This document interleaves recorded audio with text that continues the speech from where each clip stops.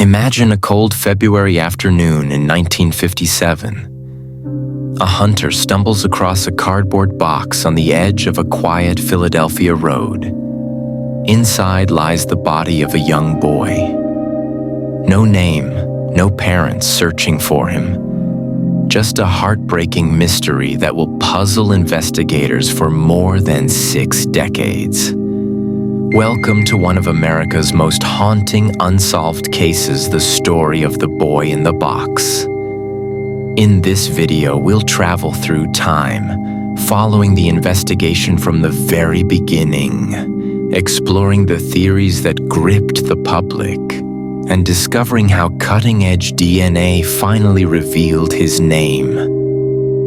Stay with me until the end to see how this case changed forensic history forever.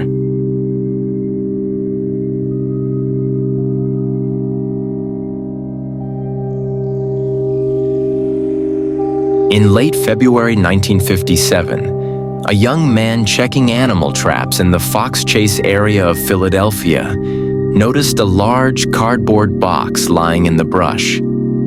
Inside was the small, lifeless body of a boy estimated to be 4 to 6 years old. He had been wrapped in a thin blanket. His hair appeared freshly cut, and he showed signs of malnourishment. There were no clothes, no documents, no clues to his identity. The hunter, fearing involvement, initially didn't report what he had seen. A second passerby later notified the police. The discovery set off one of the largest investigations in Philadelphia history.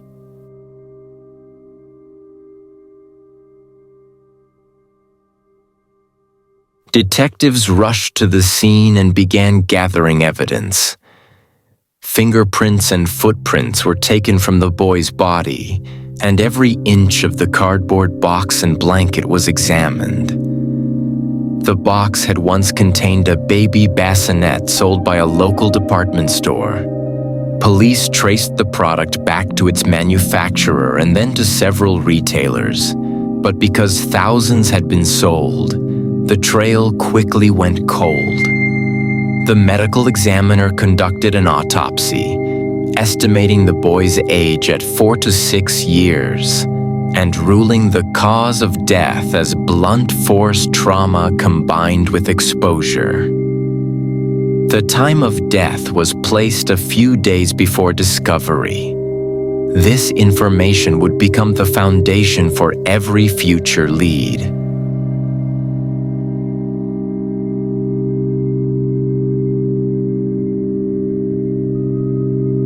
The Philadelphia Police Department printed more than 400,000 posters with the boy's reconstructed image.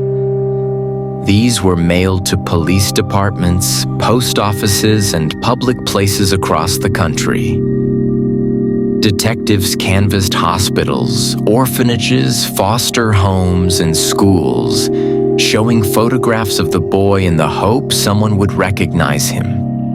Newspapers and television stations picked up the story, dubbing him the boy in the box. Despite this massive outreach, no one came forward to claim the child or provide a solid lead.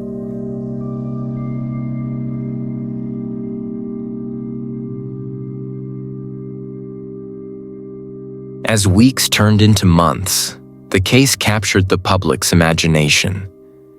Citizens began offering their own theories. Some believed he was a kidnapped child whose parents feared speaking up. Others suspected he had been living in an abusive foster situation. A psychic even contacted police with visions of a nearby house. Detectives pursued every tip, checking leads across multiple states, but each avenue ended without answers. This growing list of dead ends cemented the case as one of the nation's most puzzling mysteries.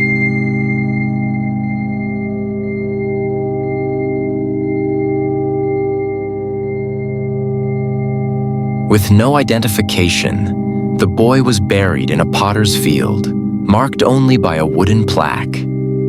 In 1998, his remains were moved to Ivy Hill Cemetery, where a headstone was placed reading America's Unknown Child.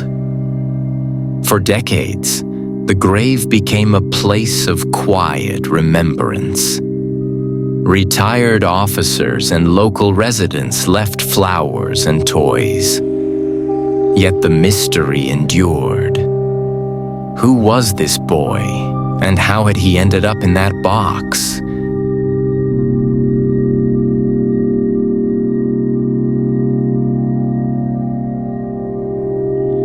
In the 1990s and early 2000s, new technology rekindled hope. Forensic artists created updated facial reconstructions using computer modeling. Amateur sleuths on internet forums examined every scrap of information. The National Center for Missing and Exploited Children added the case to its database. Despite these efforts, DNA extracted from the boy's remains produced only limited leads. Still, the persistence of investigators kept the story alive.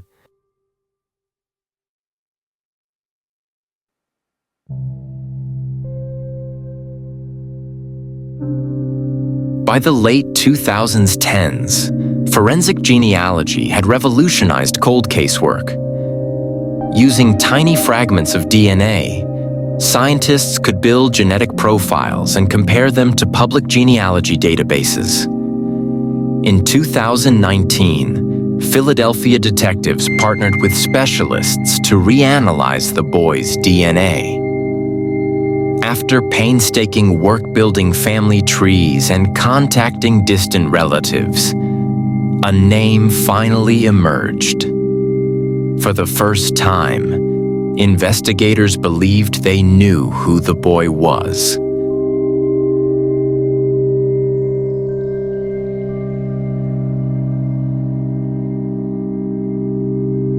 In December 2022, police held a press conference revealing the boy's identity. Joseph Augustus Zarelli, born January 13, 1953 in Philadelphia. He had been just 4 years old when his life ended. While authorities have not yet released the names of his biological parents or charged anyone, they confirmed both parents are deceased. The announcement brought a measure of dignity back to the child once known only as Boy in the Box.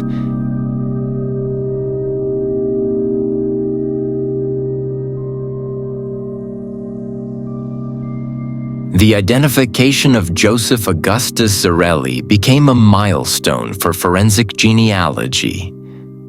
It showed that even cases more than 60 years old could be solved with persistence and science. This breakthrough inspired law enforcement agencies around the country to reopen their own cold cases, offering hope to families of other unidentified victims.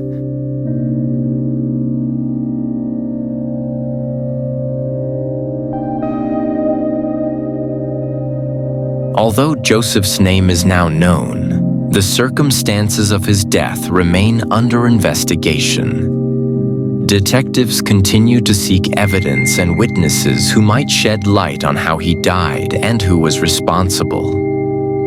The public is still encouraged to provide tips. For many, the case symbolizes both tragedy and the enduring drive for justice. For over 65 years, Joseph Augustus Zarelli was simply the boy in the box. Now he has his name back, and perhaps soon he will also have justice. This story reminds us why cold cases matter and how technology and compassion can work together to reveal the truth. If you found this story compelling and want to explore more true mysteries and breakthroughs in forensic science, subscribe to this channel and turn on notifications so you won't miss the next investigation.